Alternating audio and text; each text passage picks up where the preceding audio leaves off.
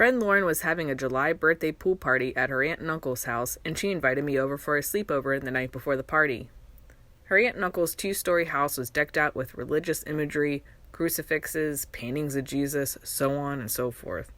It was a beautiful Saturday evening, perfect swimming weather. However, we were informed we had to go to church, not something my family did often, so without saying, I was pretty bummed we had to go. Her aunt told us to go upstairs and brush our hair to get ready. As we were brushing our hair, I was gazing out onto the glorious in-ground pool they had, surrounded by big boulders, just begging to be jumped from into the sparkling waters below. But no, church, here we go. On the window ledge stood a little white figurine of the Mother Mary. Bitterly, I placed my hand over her and said, "Mother Mary, if you're real, come to this house and prove it." We giggled, finished our hair, and went downstairs. We got to the church for Mass, and it was standing room only. We ended up leaving early and went to the mall to get supplies to make t-shirts. We had a blast that night, and I remember that was the latest I had ever stayed up. And maybe that was partly due to the fact that the room that we were supposed to be sleeping in had a huge Jesus painting in which the eyes, we swore, followed you. Lauren did not like it either and convinced her aunt to let us sleep in her room. That morning we woke up, went downstairs, and her aunt was making breakfast. She asked us to run upstairs and wake her uncle because it was almost time to eat. They slept in different bedrooms, and we approached his bedroom door. Lauren was standing to the right of me as we peered in. The morning sun was shining brightly into the bedroom.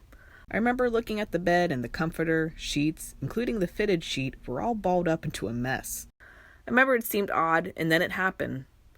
I felt Lauren squeeze my upper arm, and I looked at her, and she gazed with fright into the bedroom. The door had been blocking my full view of the room, but as I looked to where she was looking, there she was. There was a transparent, hazy lady, wearing a whitish-blue veil. You can only see the top portion of her. She waved and started to say something, but by the time we were so full of fear, we screamed and ran downstairs as fast as we possibly could. All I remember at that point was wanting to be the first one down the stairs. I was so concentrated on not falling, I distinctly remember the orange shag carpet. We rounded the corner into the kitchen, catching our breaths. Her aunt said, "Your uncle's sleeping in the basement with the dog." Puzzled, we went into the basement, and he was there. We continued walking into the laundry room and discussed. "What was that? Do you have a cousin?" I asked.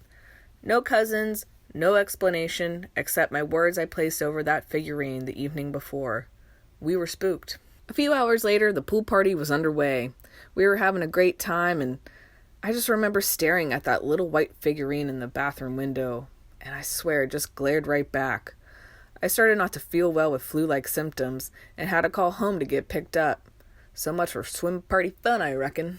I can't remember how old I was exactly. It was either the summer between 1st and 2nd grade or between 2nd and 3rd grade that this happened to us. This visitation perplexed me for a long time. Maybe her aunt and uncle had all the religious items up because they were trying to protect themselves from something they couldn't explain. But that wouldn't be the last time I would meet something otherworldly.